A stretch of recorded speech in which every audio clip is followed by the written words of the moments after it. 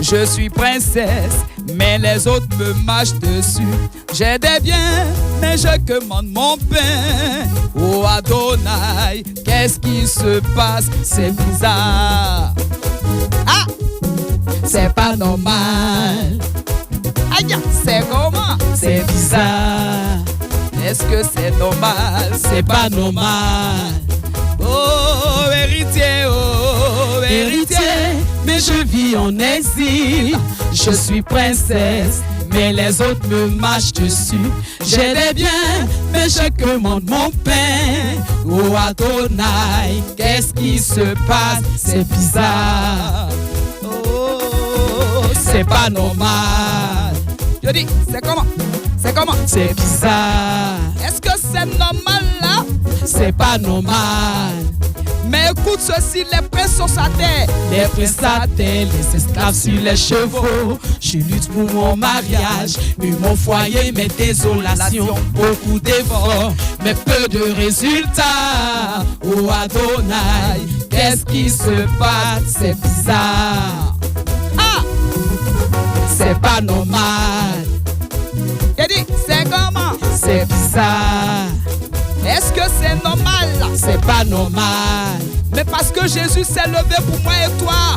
Parce que Jésus s'est levé pour moi et ma situation ne sera plus la même. Il s'est levé.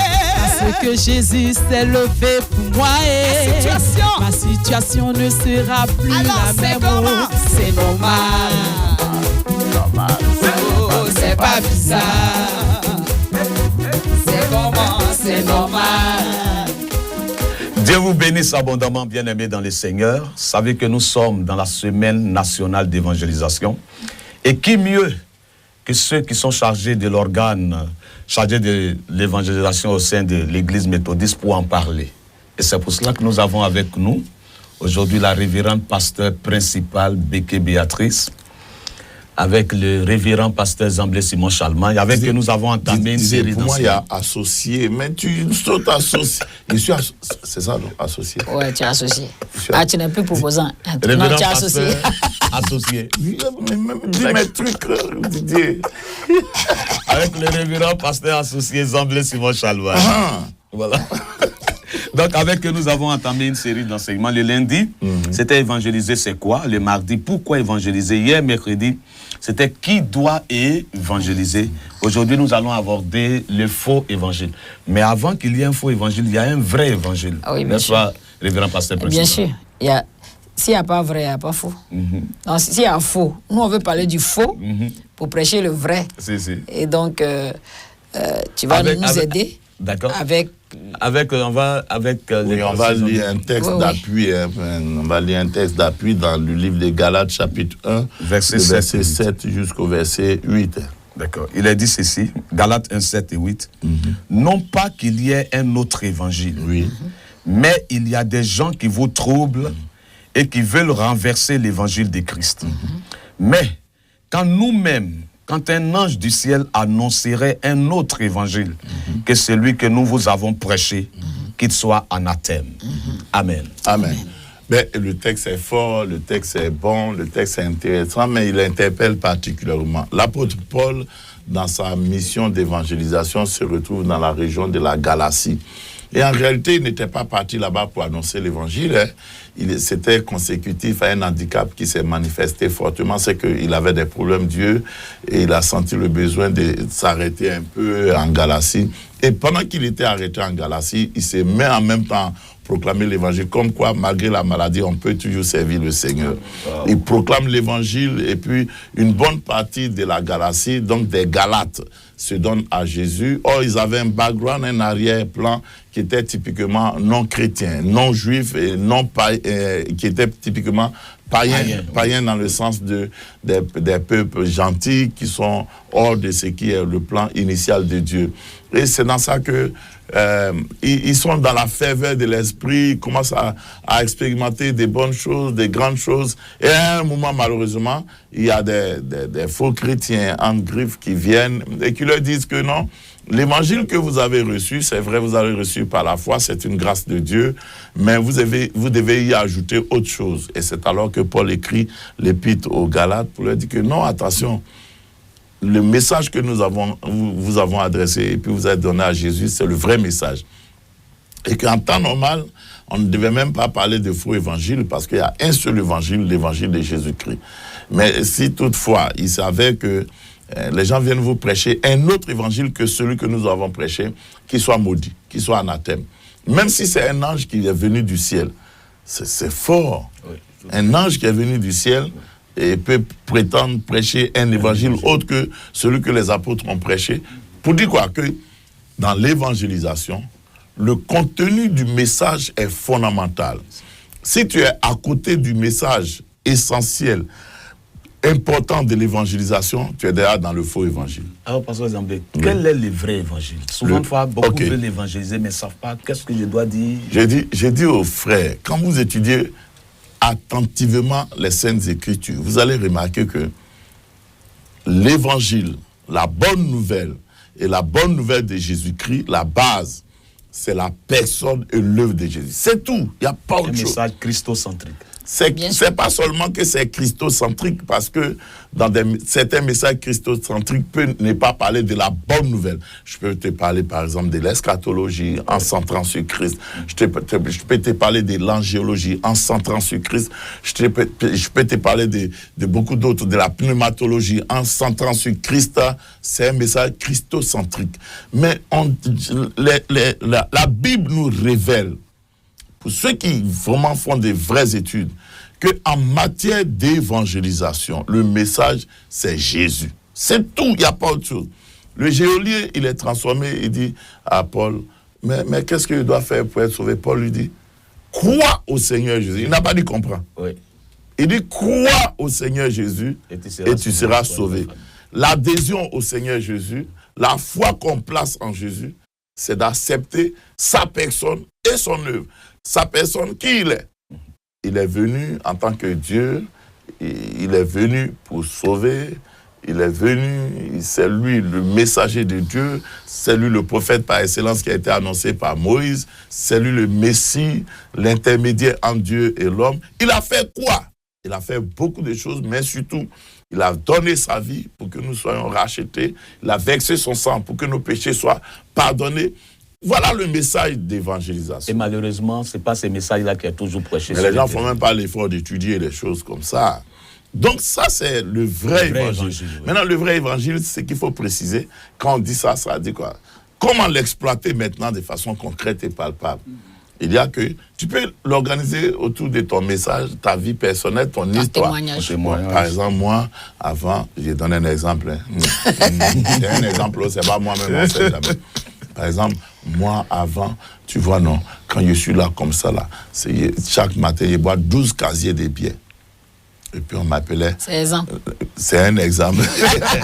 Il y a plus de 12 casiers. Tu vois, un être normal, après, de boire 12 casiers. Maintenant, j'étais là, on m'a expliqué que, vraiment, ce que tu fais là, ça fait que quand tu es saoulé, là, toi, un tonton comme ça, là, tu fais des choses qui ne sont pas bonnes, c'est dégueulasse et tout ça. Et c'était un enfant même de 16 ans. Et puis, il m'a dit qu'il y a quelqu'un qui s'appelle Jésus. Lui, il peut transformer ta vie si tu veux seulement lui mettre ta confiance en lui. Oh, moi, mon affaire de boisson, il a pris comprimé, il a pris médicaments. Oui. Il a même utilisé Purigeois numéro 16. Ça n'a pas marché. Et puis, il a dit, bon, l'affaire de Jésus, là, les gens parlent tout, je vais essayer. Oui. Et il m'a fait faire une petite prière. Ja, c'était la transformation que Jésus allait apporter dans ma vie. Maintenant, même là, quand il voit, même ne serait qu'un verre, il m'enfuit. Jésus a transformé ma vie. J'ai retrouvé mon équilibre moral, mental et psychologique et intellectuel. Et aujourd'hui, là, vraiment, par la grâce de Dieu, j'ai pu avoir un travail. Je suis... Voilà. Donc, comment, à partir des témoignages personnels. Du témoignage personnel. Je peux prendre une histoire de la Bible, je peux prendre un fait quelconque, mais tout doit tourner autour de qui est Jésus. Oui. Jésus est celui qui m'a libéré dans cette histoire. Ce qu'il a fait, il était dans la boisson, il m'a enlevé de la boisson. Est-ce que vous suivez bien? Oui. Par contre, je peux venir enseigner sur les 7 mystères que Dieu a perdus dans Genèse 6. Mais les 7 mystères-là, ça n'a rien à voir avec l'évangélisation. Je peux venir enseigner sur Dieu m'a donné beaucoup d'argent. Ça n'a pas forcément quelque chose. Pourtant, c'est une bonne nouvelle aussi. Les messages essentiels en matière d'évangélisation, ça doit tourner autour de qui est Jésus et ce qu'il est venu faire. L'une des déclinaisons de cette réalité-là, c'est par exemple de savoir parler de l'homme était pécheur. Il ne peut pas il était pécheur perdu. Il ne peut pas se sauver lui-même. C'est Jésus-Christ seul qui est la solution. Et puis enfin, on doit prendre une décision. Même ces 4 déclinaisons-là viennent de cette affaire de qui est Jésus. Jésus lui-même, de son vivant, il faisait la différence entre enseigner dans les synagogues et puis proclamer la bonne nouvelle. Les apôtres, c'est pareil. Même on a parlé tantôt de l'exemple de Philippe. Quand vous regardez l'exemple de Philippe, il est parti du texte d'Ésaïe que l'eunuque éthiopien ne comprenait pas. Il a fait un petit effort d'enseignement, mais après, hop, il est passé à la proclamation de la bonne nouvelle. Lisez bien le texte. La Bible marque la distinction entre la partie où il s'appuie sur l'incompréhension du monsieur, où il ne tarde même pas, et puis il lui parle de Jésus, il lui annonce la bonne nouvelle. Ouais. Alors donc, voici, à partir de là, tout ce qui s'est fait... En dehors de cela, c'est un faux évangile. Voilà. Quand on dit faux, ça ne veut pas forcément dire démoniaque, satanique, maléfique, mais ce n'est pas ce qui est vrai. Oui. Okay. Alors, revenons au pasteur principal. Il a pu y a-t-il des exemples? Oui. Ah, j'ai bien retenu. Ouais, tu as bien y a-t-il des exemples de faux évangiles, oui, par exemple? Oui, bien sûr. Je donne aussi, tu parles d'exemple, non? Quelqu'un prêche dehors, il dit, si tu te donnes à Jésus, tu vas te marier au milliardaire américain. Donc, quand tu as entendu ça, là, ça veut dire que toi, tu es ici, en Côte d'Ivoire, et puis on dit que ton mari, là, il vient des États-Unis. Un Américain. Oui, milliardaire. Ajoute ça dessus. Oui. Attends. Demain, ici au temple. Oui. Donc, je viens à l'église parce que je dois me marier. Un Américain milliardaire. Et puis, je suis venu premier mois, deuxième mois, trois. C'est-à-dire qu'on ne m'a jamais bipé même sur mon téléphone avec un numéro des États-Unis. Ça, c'est un. Comme, attends, le gars là, il m'a dit que s'il vient, mon mari là, il va venir, mais il vient des États-Unis. Du coup, la personne qui a reçu cette information et qui dit, on dit qu'il veut se donner à Jésus. Ah, je suis la première, il me donne à Jésus. Mais depuis, je me suis donné à Jésus. Jésus, même en rêve, je ne voyais pas quelqu'un venir vers moi. Même si c'est un mari de nuit qui vient en rêve, mais il ne le voit pas en tant qu'Américain. J'ai fait 3 mois dans l'église. Il dit, oh, église, ça là. Et ça, c'est l'église. Et ce qu'ils m'ont dit là, il n'y a rien vu. Il m'en va.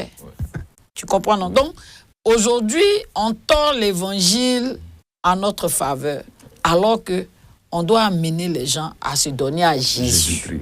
C'est ça le vrai.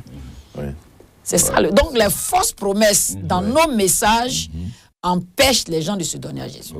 Et Didier, le contenu du message, par exemple, qui est basé sur le salut par les œuvres. Si tu construis l'église, tu seras sauvé. Si tu donnes l'argent, tu seras sauvé. Si tu offres une c'est un exemple. Il faut donner ton exemple. Si tu offres une voiture au pasteur Zamblé, c'est à toi qu'on offre. C'est un faux évangile. Le salut par les œuvres. Et malheureusement, c'est ce qu'on prêche beaucoup. L'autre chose, le message de Jean-Baptiste prêché en évangélisation, c'est un faux évangile. C'est-à-dire, Jean-Baptiste dit aux gens, race de vipères, menteurs, voleurs, venez vous donner à Jésus. Ça, c'est le message de Jean-Baptiste. Si tu ne te donnes pas à Jésus, tu vas aller en enfer. Toi, là. Par exemple, c'est quoi? C'est que, s'il vous plaît, bien-aimés dans le Seigneur, bien vous tous qui nous suivez, avant de cogiter, avant de rejeter ce qu'on dit, asseyez-vous, priez, analysez la Bible, et puis revenez vers nous, on va comparer tout ce que chacun aura découvert. Parce que quand on le dit, il y en a qui sont déjà braqués là. Non. Vous voyez, on fait beaucoup d'efforts. Quand je dis on, les chrétiens font beaucoup d'efforts en matière d'évangélisation, mais les résultats sont souvent maigres. Pourquoi? Jésus a dit tantôt que, et il a beaucoup de fois enseigné sur la sémence. La qualité de la sémence va déterminer la productivité de ce que tu vas faire comme travail. Quelqu'un qui vient et puis qui prêche, qui insulte les gens pour la gloire de Dieu, ils vont te frapper cadeau. Parce que ce n'est pas ça l'évangélisation. On dit une bonne nouvelle. Les gens ont déjà plein de problèmes. C'est pourquoi tu les trouves dans la maquille, dans les boîtes de nuit, et ainsi de suite. Ce n'est pas que ce que tu dis est faux. C'est vrai, mais ce n'est pas là-bas qu'on dit ça. Ce n'est pas dehors.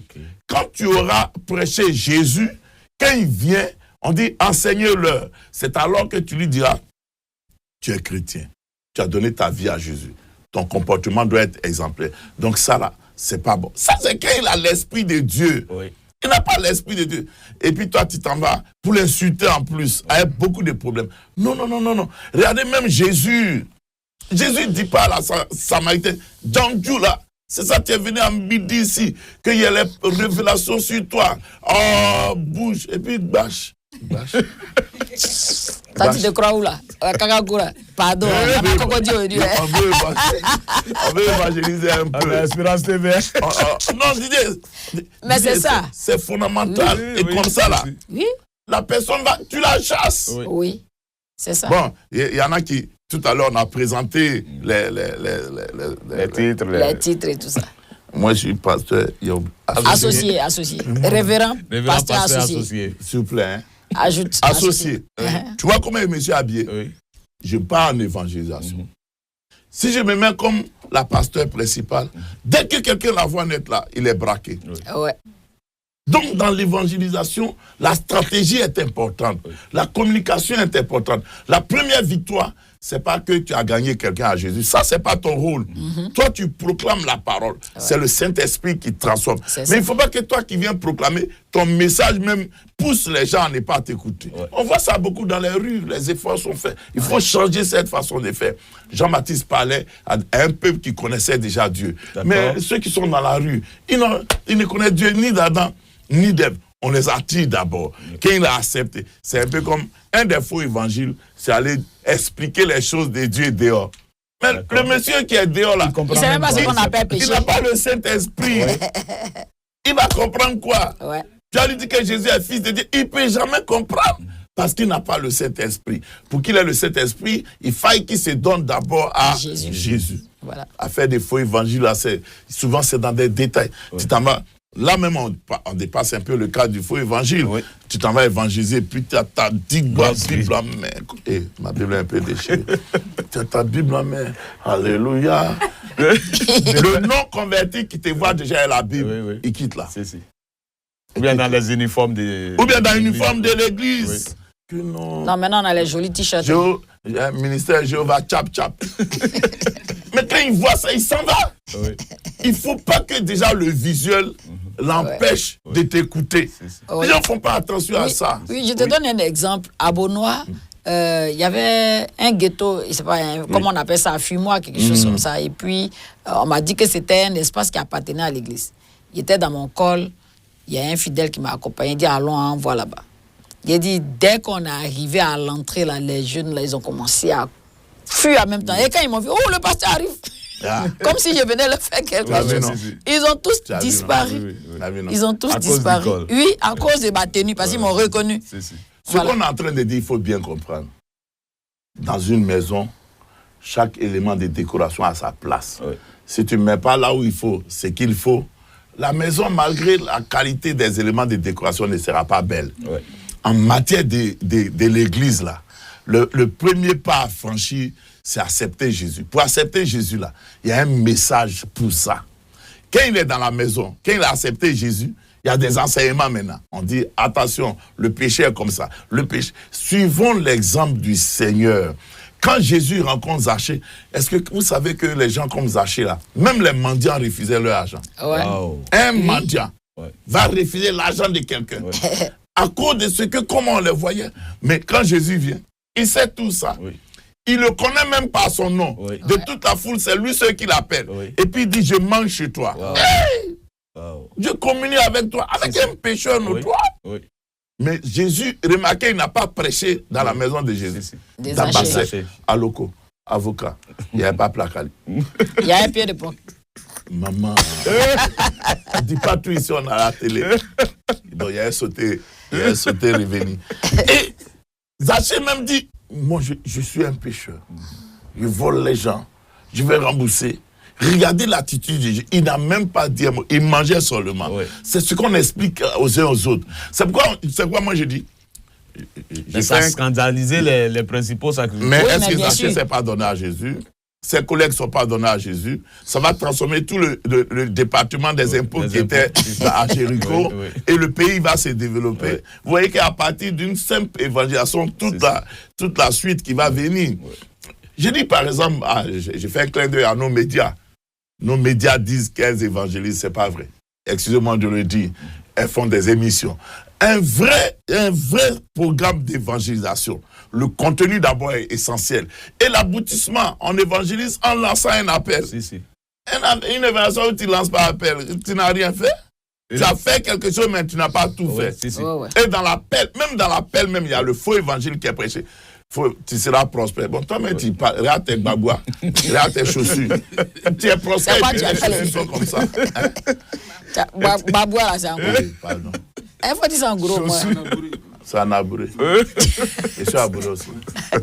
Non, ici, hébreu. Tu dis que non, viens te marier si tu te donnes à Jésus. Toi-même, tu es marié. Tu vas avoir enfant. Toi-même, tu es enfant. Ça, c'est des faux évangiles. Ce sont des fausses promesses. Il y a des vraies promesses que les Saintes Écritures nous déclarent. Tu te donnes à Jésus, tes péchés seront pardonnés. Ça n'a rien à faire. Ouais. Même la guérison est un faux évangile. Promettre la guérison. C'est ça. Toi-même, tu portes lunettes. Si Dieu guérit, pourquoi il ne te guérit pas? Mais ce n'est pas que Dieu ne guérit pas. S'il plaît à Dieu de guérir dans sa souveraineté, il va le faire. Mais les Saintes Écritures nous disent celui qui se donne à Jésus, son nom est écrit dans le livre des vies. Ça, c'est indéniable. C'est indiscutable. Celui qui se donne à Jésus, il a le Saint-Esprit.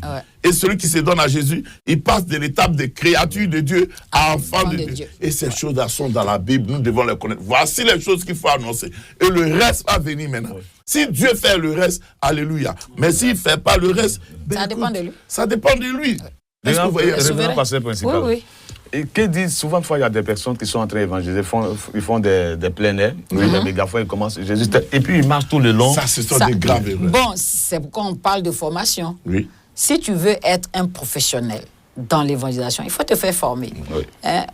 Il n'y a pas d'orgueil à dire je connais trop. Personne ne connaît trop. Même quels que soient les derniers diplômes que tu as, il y a un petit détail qui peut t'échapper. Il faut apprendre. Quand on évangélise, même si c'est à l'arrêt de bus, par exemple, tu commences là où on a mis... comment on appelle ça? L'arrêt, là. Le bois de l'arrêt, là. Tu as vu peut-être 5 personnes arrêtées là-bas, que tu veux commencer à prêcher. Arrête-toi là-bas. Et délivre tout le contenu de ton message. Là.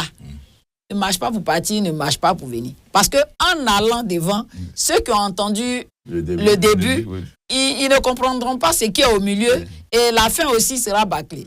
Et donc, du coup, tu n'as pas fait du bien à celui qui a commencé. Tu n'as pas fait du bien non plus à celui qui est au milieu et non plus à celui qui a rien fait. Tu n'as rien fait à la fin. Donc, tu aurais marché gratuit, à sueur, et puis bon, peut-être quelqu'un va avoir pitié de toi, a dit non, tiens, Vincent, tu as payé l'eau pour boire.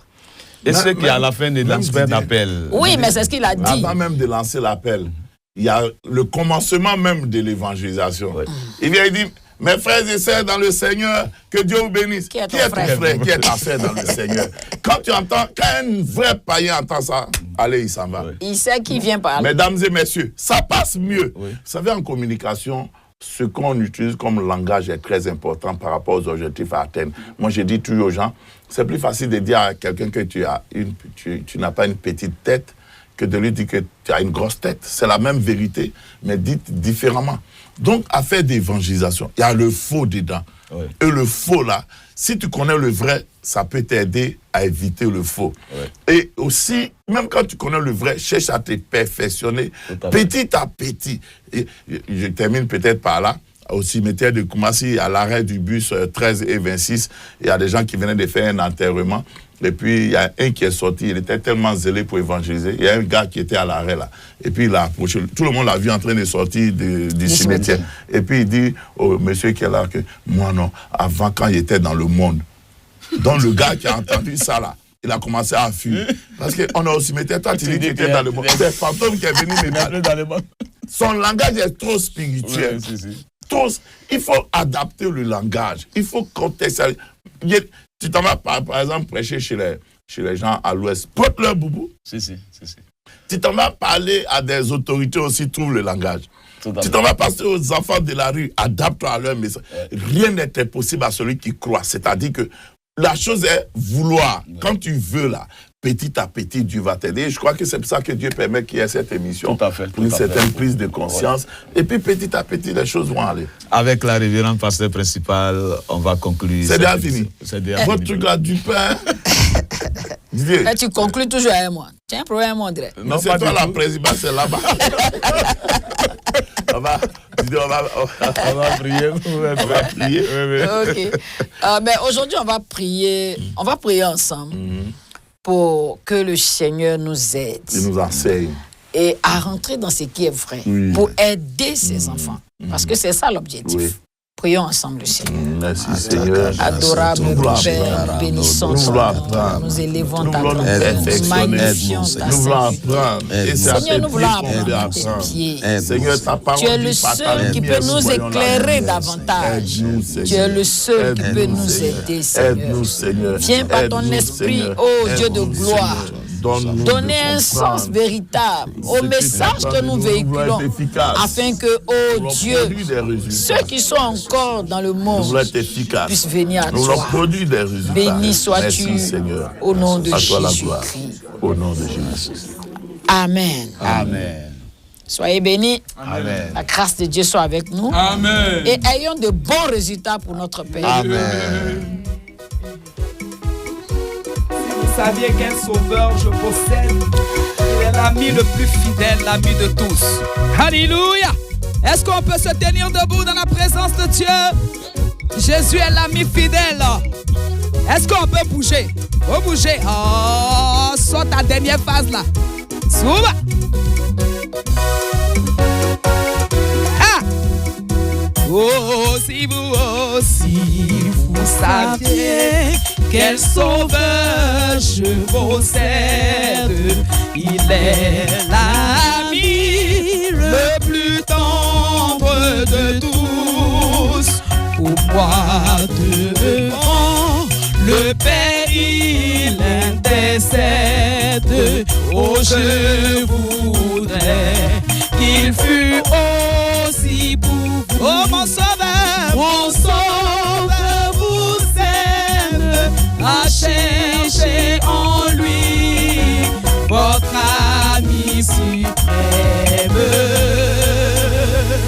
votre seul appui. Oh, mon sauveur vous aime. À chercher en lui votre ami suprême, votre seul appui.